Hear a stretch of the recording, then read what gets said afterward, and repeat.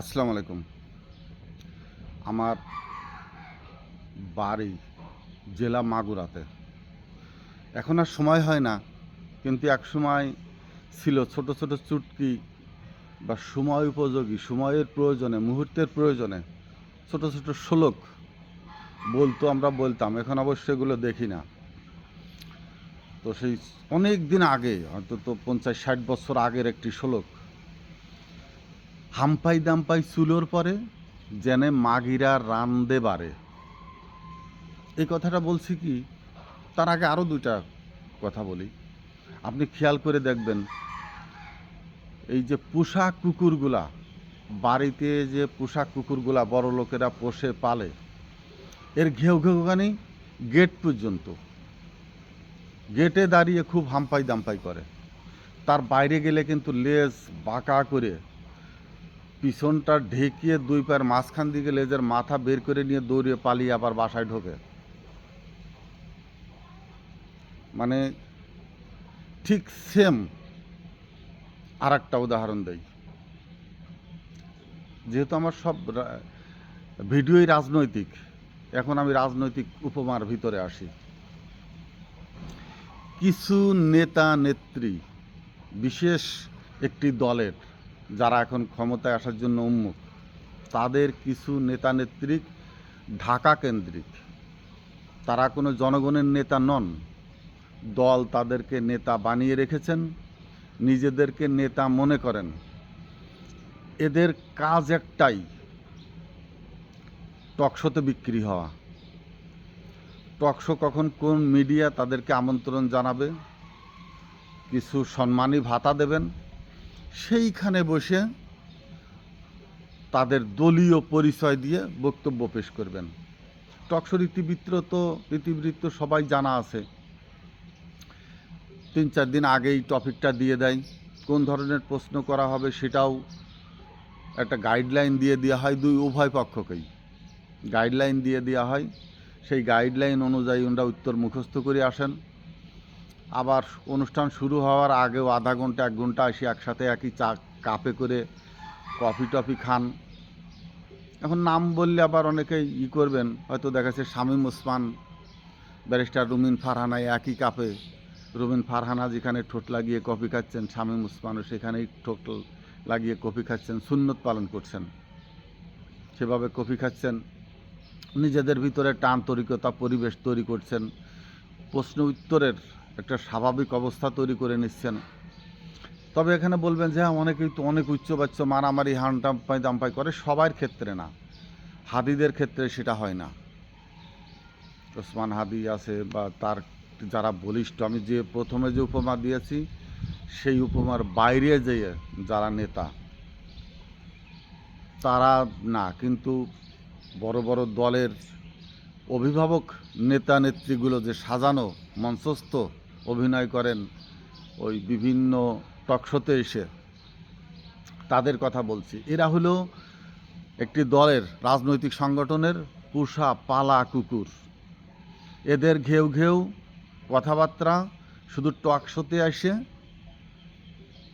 কথা বলবে আর টাকা ছিটিয়ে দেবে, মঞ্চ বানাবে, সমস্ত কিছু তৈরি করে দিয়ে ওই যে বুড়া অসুস্থ গরু হাসপাতালে নেয় না, নিচে বাঁশ দিয়ে 4-5 জনের ধরে উঁচু করে ভ্যানে উঠায় বা ভটভটিতে উঠায় নিয়ে হাসপাতালে আবার ওইভাবে নামায়, ওই বিসি মোটা মোটা নেতারা ওইভাবে উঠাবে, মঞ্চে বসে থাকবে একেবারে মিডিয়ার সামনে বুক উঁচু করে। দলের বড় বড় নেতা, জনগণের কোনো নেতা নেই এখানে। অনেক লোক আছে 15-20 বছর তারা তাদের এলাকায় পর্যন্ত যায় না, যেতে পারে না, যাওয়ার মতো অবস্থায় নেই। তো দল চাপ দিয়ে, প্রেশার দিয়ে, স্থানীয় যে কমিটি করে দেওয়া হয়েছে তাদের মাধ্যমে কমিটি করে দেওয়া হয়েছে, জনগণ না মানলেও ওই কমিটির মাধ্যমে প্রেশার দিয়ে তাদেরকে পাঠিয়ে দেওয়া হয়, মঞ্চ বানাও, অমুক নেতা যাবে, তার জন্য মঞ্চ বানাও, বক্তৃতা শোনাও জনগণকে।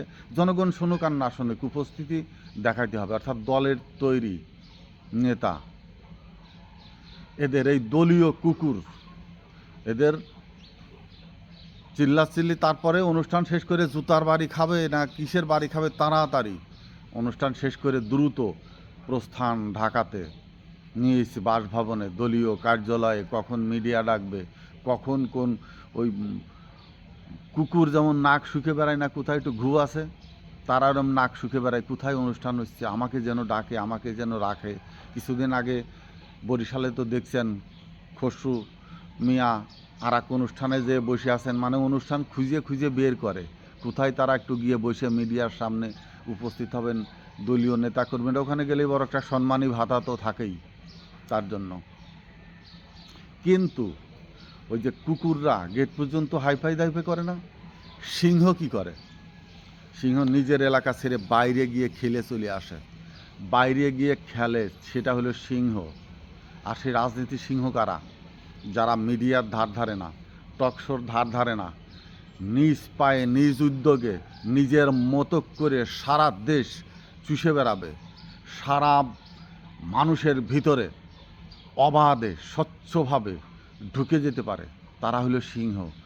তারা হলো জনগণের রাজনীতির নেতা, যারা জনগণকে সমীহ করে, সম্মান করে, নিজেকে ভয় পায় না যে আমি জনগণের ভিতরে গেলে কি আমাকে জুতাপিটা করবে, আমাকে ডিম ছুঁড়ে মারবে, আমাকে গালিগালাজ করবে, সেই ভয় পায় না। সে হলো জনগণের নেতা, সে হলো গণতন্ত্রের রাজনৈতিক নেতা। যে নেতা জনগণকে ভয় পাবে, জনগণের মাঝে যাইতে উৎকণ্ঠা বোধ করবে, জনগণের ভিতরে মিশতে, নিজেকে সামাজিক দূরত্বে রেখে নিজের বড় ধরনের কিছু প্রমাণ করার জন্য চেষ্টা করে, যেখানে সেখানে যাবে না, যাত্রার সাথে হাত মেলাবে না, প্রোটোকলের পার প্রোটোকল। একজন বের হলে তার আগে পিছে গাড়ি, রাস্তায় গেলে তার সামনে কয়েকটা চামচা লোকরে দেখেন ধাক্কায় সরাই দিচ্ছে, পিছনের চামচা তাকে দুই পাশে ধরে উঁচু করে ঠেলে ভিআইপি নিয়ে যাচ্ছে। ও কিসের নেতাও হলো ওই গেটে পর্যন্তই চিল্লাচিল্লি করার একটা কুকুর মাত্র, ছাড়া আর কিচ্ছু না। এই কিছু দলের কিছু পোষ্য কুকুর আছে যারা রাজনৈতিক অঙ্গনকে এমনভাবে পদদলিত করে, জনগণের ঘাড়ে পা দিয়ে, গলায় কণ্ঠনালীতে পা দিয়ে, দলীয় পদ পদবি দিয়ে কণ্ঠরোধ করে রাখার চেষ্টা করছে বা করেছে, যে রাজনৈতিক অঙ্গনটাই পুরো কলুষিত। আমি আহ্বান করব, বা এত যে কথা বললাম, নেতারা সচেতন হোক, বুদ্ধিমান হোক, জনগণের প্রয়োজনের মুহূর্তে জনগণের নেতা হইতে হবে।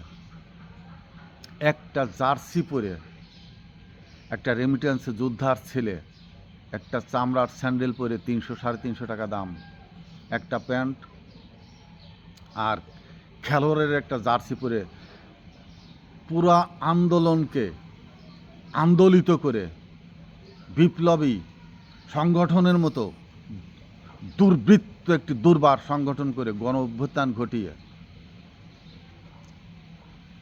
তারা যাদেরকে চামচামি করত, তেল মারত, সমীহ করত তাদের অনুকূল্য পাবার জন্য, সেই একটি শক্তিশালী স্বৈরশাসককে দেশ থেকে বিতাড়িত করতে আপনাদের ভূমিকা ছাড়া, আপনাদের এই গেট পর্যন্ত যে ঘেউ ঘেউ করেন যে কুকুরগুলা, তাদের কোনো ধরনের সাহায্য সহযোগিতা ছাড়া, এবং কি উপদেশ কথাবার্তা ছাড়াও দেশ থেকে বিতাড়িত করেছে অনেকেই আছে। তার ভিতরে আমার সবচেয়ে পছন্দের নেতা, জনগণের নেতা, রাষ্ট্রনায়ক হবার মতো নেতা হাসনাত আবদুল্লাহ, যে দেশ পরিচালনা করার মতো দক্ষতা, ক্ষমতা, বিচক্ষণতা এবং বিপ্লবী মনোভাব পোষণ করে, দেশপ্রেমিক মনোভাব পোষণ করে হাসনাত আবদুল্লাহ। সে কোনো টকশোতে যায় না, সে কোনো সাজানো মঞ্চে গিয়ে উঠে বক্তৃতা দেয় না, সে যেখানে কথা বলে সেখানেই মঞ্চ। সে যে পথ দিয়ে হেঁটে যায় সেই পথই রাজনৈতিক জনতার অভ্যর্থনার পথ। সে যেখানে যায় সেখানেই হয়ে ওঠে রাজনীতির রেসকোর্স ময়দান। এটা হলো নেতা। নেতা সে তাকে কেউ তৈরি করে দেয়নি, কোনো সংগঠন তৈরি করে দেয়নি, কোনো রাজনৈতিক নেতৃত্ব তাকে তৈরি করে তার পদবি দিয়ে জনগণের মাঝে পাঠায়নি। জনগণ তাকে খুঁজে নিয়ে, সে জনগণকে খুঁজে নিয়ে পারস্পরিক সহযোগিতায় দেশের সূর্য সন্তান হয়ে উঠেছে। আমরা তো নেতা চাই, এমন নেতা একজনই ছিলেন জিয়াউর রহমান, যে মানুষের ভিতরে গেলে প্রোটোকল রাখতেন না, প্রোটোকল রাখতে পছন্দ করতেন না, জনগণই তার প্রোটোকল। শহীদ জিয়া যদি ক্যান্টনমেন্টে মারা না যেতেন, বাইরের জনসাধারণের সামনে তাকে মারাটা এত সহজ ছিল না, অত্যন্ত কঠিন ছিল। জনগণের সামনে জিয়াউর রহমানের দিকে একটি আঙুল তুলতেও জনগণ দ্বিধাগ্রস্ত হয়ে পড়তো এবং সম্ভব ছিল না সেটা। জিয়াউর রহমান সেই ব্যক্তি, নিজেকে এমন একটি উচ্চ পর্যায়ে জনগণের হৃদয়ে স্থান করে নিয়েছিলেন। ঠিক সেই পর্যায়ে, সেই জায়গা আছে হাসনাত আবদুল্লাহ। কিন্তু সেই জিয়াউর রহমানকে, সেই দলকে যারা বিকৃত করে, সেই দলের আদর্শকে যারা বিকৃত করে, জিয়াউর রহমানের ছবি, ম্যাডাম খালেদা জিয়ার ছবি পোস্টার লাগিয়ে যারা মিছিল মিটিং করেন, তাদের নামে স্লোগান দেন, কিন্তু তাদের আদর্শে নয়, উদ্দেশ্য একটি, কর্ম একটি, মুখে বক্তৃতা একটি। এই নিয়েই তো চলছে এই রাজনৈতিক সংগঠন। আওয়ামী লীগকে পুনর্বাসন কীভাবে করবে, কিভাবে ক্ষমতায় যাওয়ার চেষ্টা। ক্ষমতায় তো যেতে হবে, কিন্তু সেটা তো জনগণের ভালোবাসা নিয়ে। সন্ত্রাসী কায়দায় বা আওয়ামী লীগ পন্থায় তো ক্ষমতায় গেলে সেই ক্ষমতা কি দীর্ঘস্থায়ী হবে কিনা, 6 নির্বাচনের কথা তো মনে থাকার কথা। প্রথা বিদ্বেষী হইতে হবে। এই একমাত্র জিয়াউর রহমানের আমল ছাড়া বাংলাদেশের বাকি যে 55 বছরের যে প্রথা ছিল, নির্বাচনী প্রথা, গণতান্ত্রিক প্রথা, রাষ্ট্র শাসনের প্রথা, জনগণকে উন্নয়নের কথা, যে মিথ্যা প্রশাসনের প্রথা, ম্যানিফেস্টো, একটি নাটক মঞ্চস্থ করার প্রথা, এই প্রথা বিদ্বেষী হতে হবে। প্রথার বাইরে এসে নতুন প্রথা নিয়ে প্রত্যাশা জাগাইতে হবে মানুষের ভিতরে। কথা বলতে হবে টকশোতে নয়, টকশোতে ওই সাজানো নাটক দিয়ে যে দল নিজেদেরকে প্রতিষ্ঠিত রাখতে চায়, প্রচার বাড়াতে চায়, প্রসার বাড়াতে চায়, ওই কিছু অর্থের বিনিময়ে সাজানো মঞ্চস্থ নাটক করে ওই সাংবাদিকতার তারা যে ধরনের প্রশ্ন করেন, তেলমারা প্রশ্ন, যে প্রশ্ন শুনে শেখ হাসিনা